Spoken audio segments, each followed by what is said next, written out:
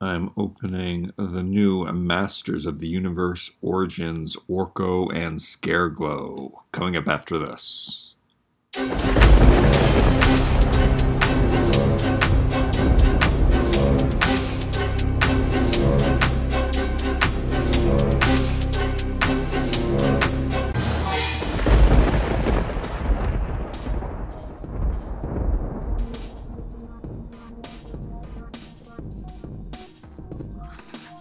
This can totally be a spooky Halloween review. We've got Scareglow.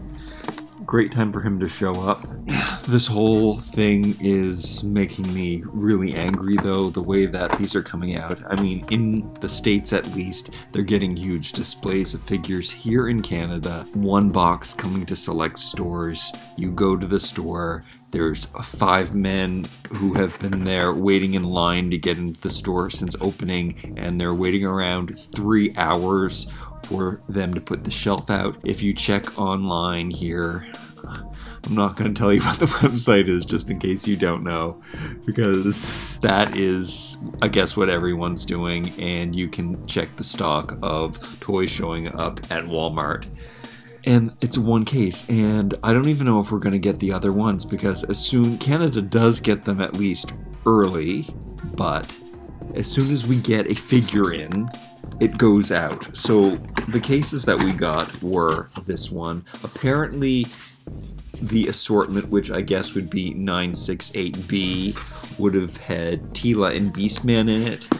We did not get those. We got the He-Man, Skeletor, Evelyn, and Man-at-Arms, which I haven't reviewed these because these we got very late in the game after everyone has reviewed them. I guess I will.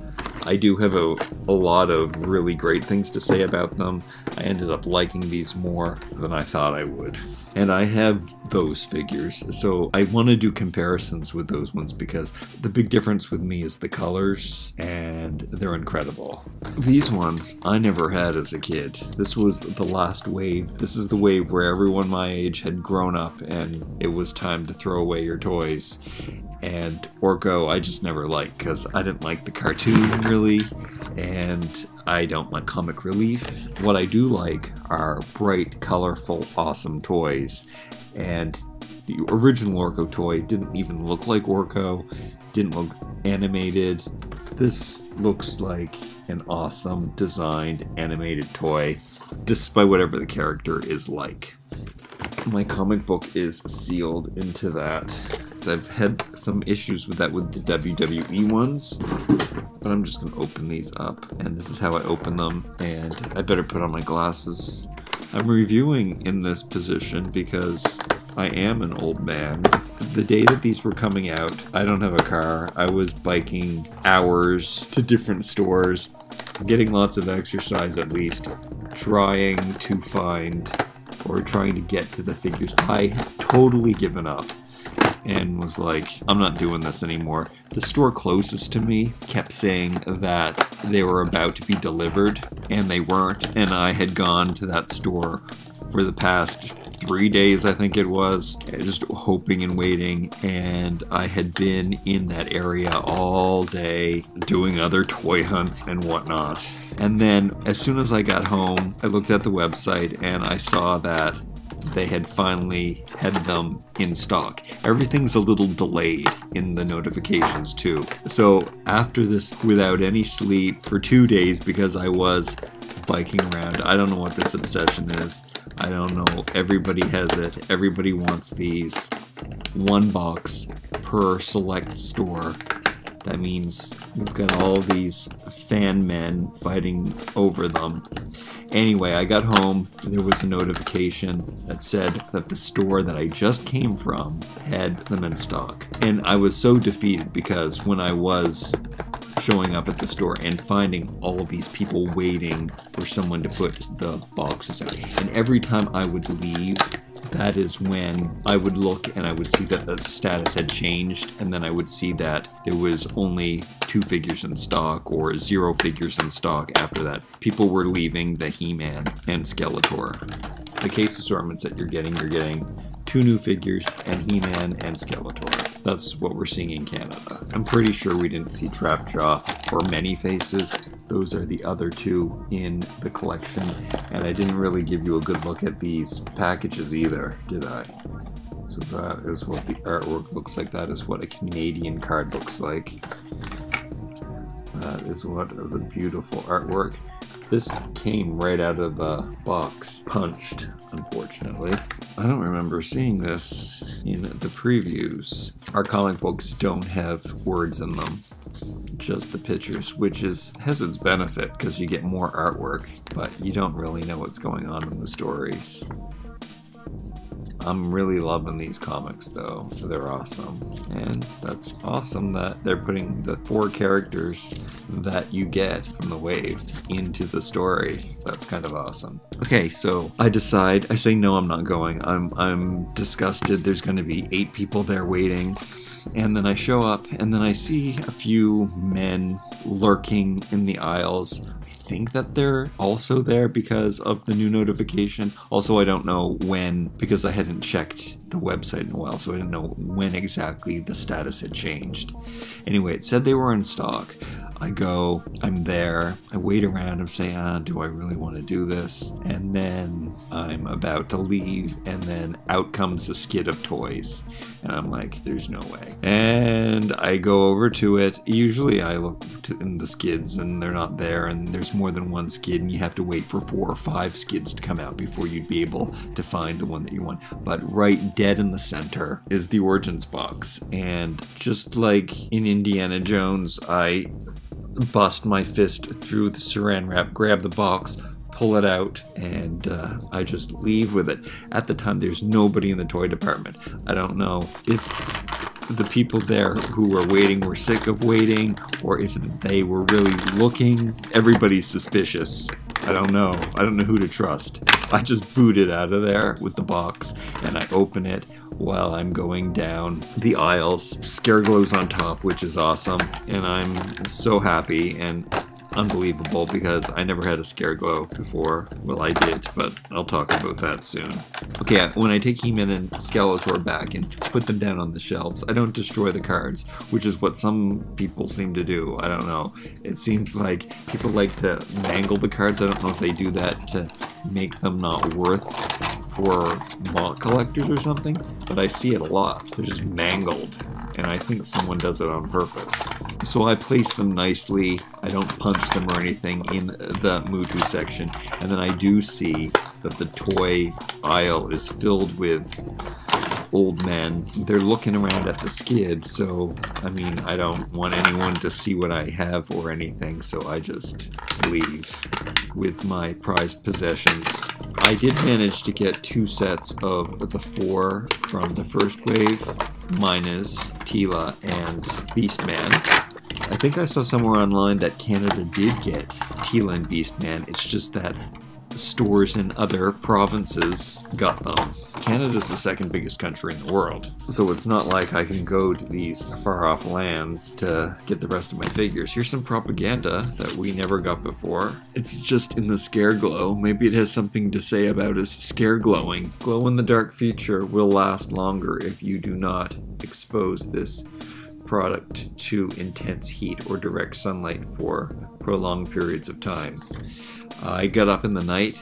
The other night, he was sitting in the box, and it had been without light for a very long time, and he was glowing white. Like really, really super bright glowing. Alright, here he is. First thing for Scareglow is this is way too thin. I don't like that very thin rope. That's not very hunky and chunky like everything else has been. I always like to put a big bend in their knee and make them look like the way that I want to. The articulation's not important to me. However, one thing that I love is the mixing and matching aspect, which I still can't believe is not advertised. Glow-in-the-dark plastic. We might have to be careful with this. I'm not sure if it'll disintegrate over time or just fall apart. I haven't heard any news about anything breaking or anything. However, not many people have their hands on these yet. but he is looking fantastic. So much articulation. The articulation is in great places, so I don't really mind it. It is beneficial, even though it's not important to me. What's important is that I am getting this Wave 6 line of figures, which I did not have and has been my biggest regret my whole entire life. We're getting a Sorceress, we saw Ninjor, Clamp-Champ. We're getting so many of them. This is why I'm so excited. But I am also really excited about how the colors have changed. As much as I liked the darkness of the weird muted colors from the original series, bright but muted, the new colors are so modern and poppy and great for children of today, and I'm hoping that the kids like these and love these. Scareglow is awesome. I love that this is not fabric goods. However, it is such soft rubber plastic that it is almost like cloth. It's too detailed though, and that is a problem that I had with the Classics figures, is that they were far too detailed for my taste. I just really like a simple 80s style toy. That is what I'm drawn to. Oh, look, inside the head is hollow. You wouldn't expect to see anything like that. That's not very 80s. This is like nothing I've felt before in toy. It feels like a waxed canvas. It's not. It's a rubber. Yeah. My biggest disappointment is how thin that rope is. I just think it should be thicker. He's awesome. His staff is awesome. It's green. I don't think it glows. It looks so much like the original Grayskull weapon. The thing that I love about Wave 6 of the original figures was that they did use the same body sculpts. That's what I fell in love with in the beginning. I was around for the 81-82 release, and that's what captured my attention, and that's what I fell in love with. As much as I liked all the new designs and the cool new figures and everything, the basic buck of the original figures that they used, the 3 different types of bodies that they would mix and match together, that is what I had always been drawn to. So I liked that they returned to that, even though they were trying to save money at the time and do things really quickly through reusing body parts and weapons. That was kind of what was so awesome about Masters. I liked how you could get so much out of one figure and how it was so cohesive because things were repeated. Okay, Orko has a flight stand. Snaps in here like this, all hollow. It has really cool articulation though. I like that. It turns and bends. So, puff of smoke. You're not getting the most for your money. However, here in Canada, we are paying the same price as Americans are. So the value is good finally. $20 for a WWE figure here, and it is $15 for a Masters figure, which is great. And I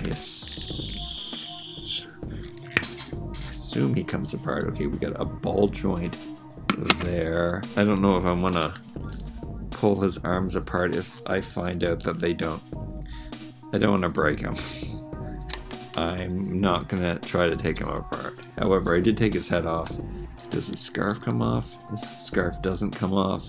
I can't get the head on here. It does look kind of sinister. Maybe it's not the same size ball joint. It's a bit smaller. Maybe it's the same size as Tila's. I can't really tell that it's smaller, but it's smaller.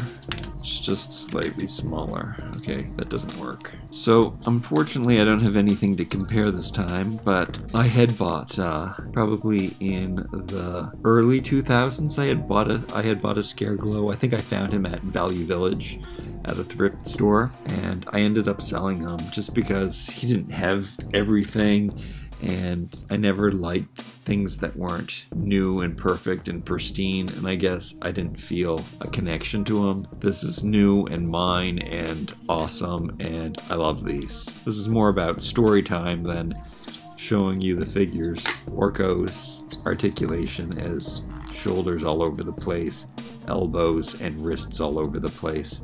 So you can get some great poses. His head is on the ball joint again, like you can see inside of his mask. Weird, cool, I love them. I'm happy. I probably will do a review of the other ones, because I probably should, even though I'm not sure anyone would be interested at this point. So if you want to hear big long stories and rantings on how, if you want to hear, we'll see you next time.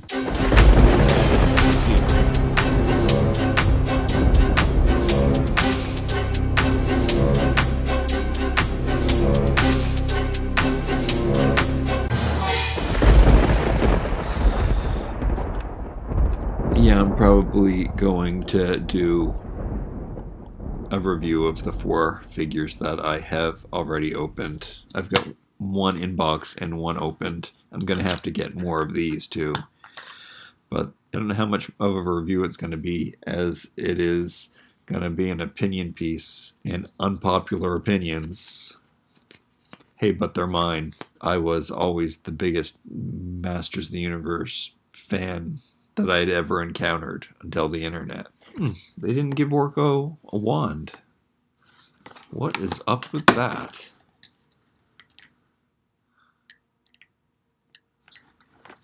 Should have given him a wand. Look at the great colors. That's fantastic.